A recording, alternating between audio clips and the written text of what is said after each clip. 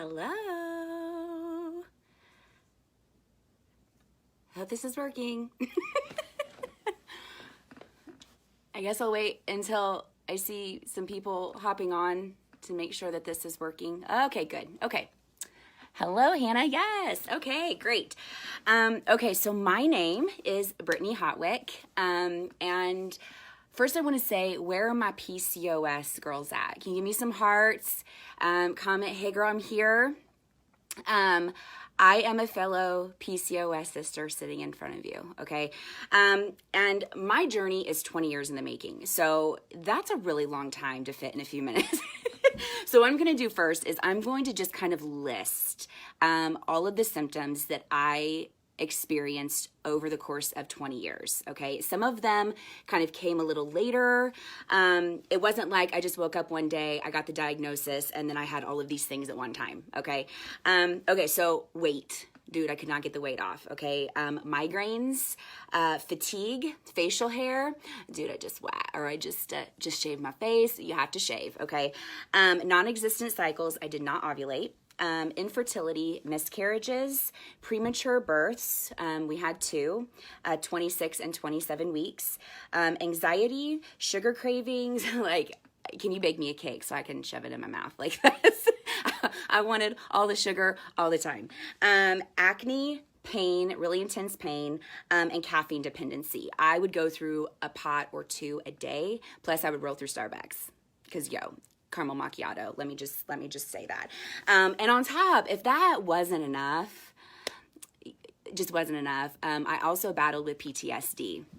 So, and depression, which I'm going to get here in a moment. So what was the treatment? Okay. What do our doctors usually do for us? Initially, I was put on birth control, and I was on that for years. Okay. In my early 20s, my doctor switched things up, and we started focusing on exercise, diet, and implementing a new medication. Okay, so my diet, it was low carb, no carb. Okay, do we want to be miserable?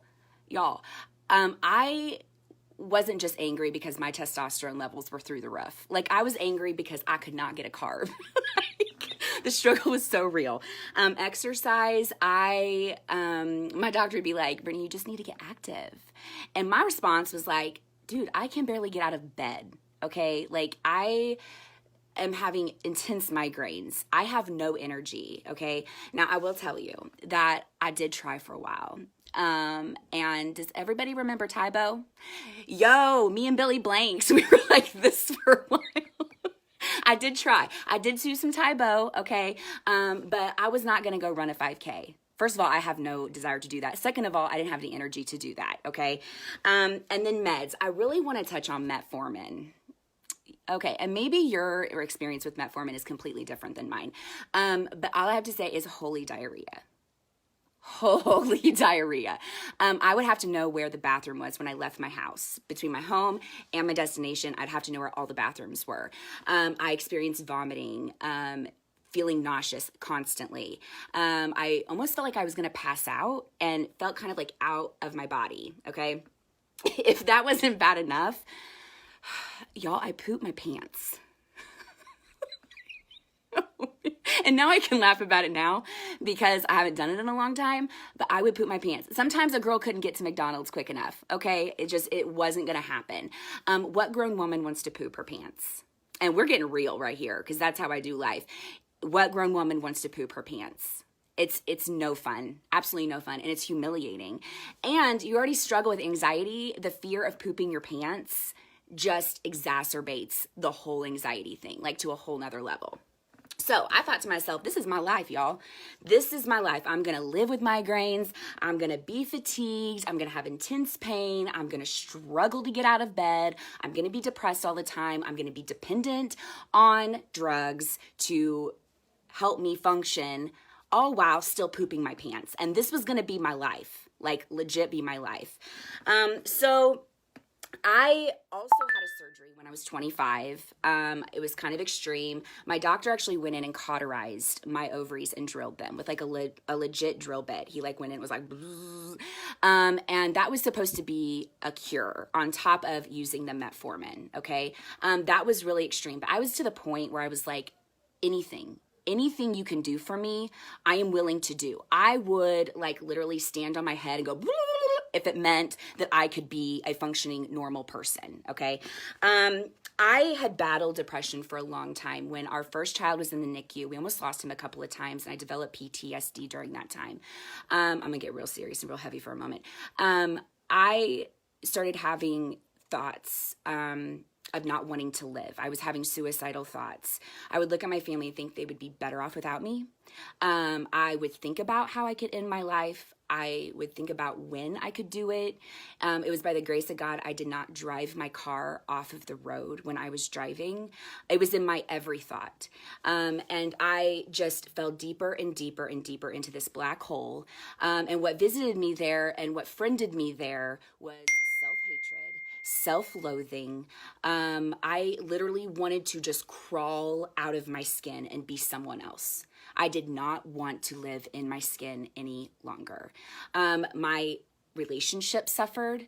I verbally and I emotionally abused my husband. I neglected my children. And I was not an active participant in my life. All I wanted to do was run and not be responsible for anything or anyone. And so fast forward a few years after we'd had our second child, we'd gotten out of the NICU with him. My girlfriend Jessica reaches out to me. I can still remember that very first message, y'all. She planted the seed of hope for me. Okay, the seed of hope that has now bloomed into this beautiful life that I live. I no longer struggle with anything that I listed besides the facial hair. And I'm just going to have to go get that waxed, okay? I don't struggle with anything that I mentioned any longer, okay? I clawed my way out of that flipping dark hole, and I said no more. I advocated for myself. I told my doctors that I was going to treat this a different way, and they could either get on board or they didn't have to. I was tired of other people, other doctors controlling how my life was going to play out. And so I'm almost 3 years in. I am never looking back. My goal now is to share all of the plexus hope, all of the restoration that has taken place in my old life with every single woman that has PCOS, whether I know you or not. I just have to say, our symptoms don't just affect us. They don't just affect us. They affect every single person in our life. And I asked my son tonight, my 12-year-old son, I said, what is different now? And he said, I got my mom back. And let me tell you something. Of course, I'm an emotional mess. I started bawling, thinking back to the times where he had to make himself small because I took up all of the space. And the needs and wants of my family didn't matter. And you don't have to live like that. You don't. So thank you for listening. I hope that I connected with you somehow, and that you can also find restoration as well. You guys have a great night. Up next is my beautiful friend McKenna.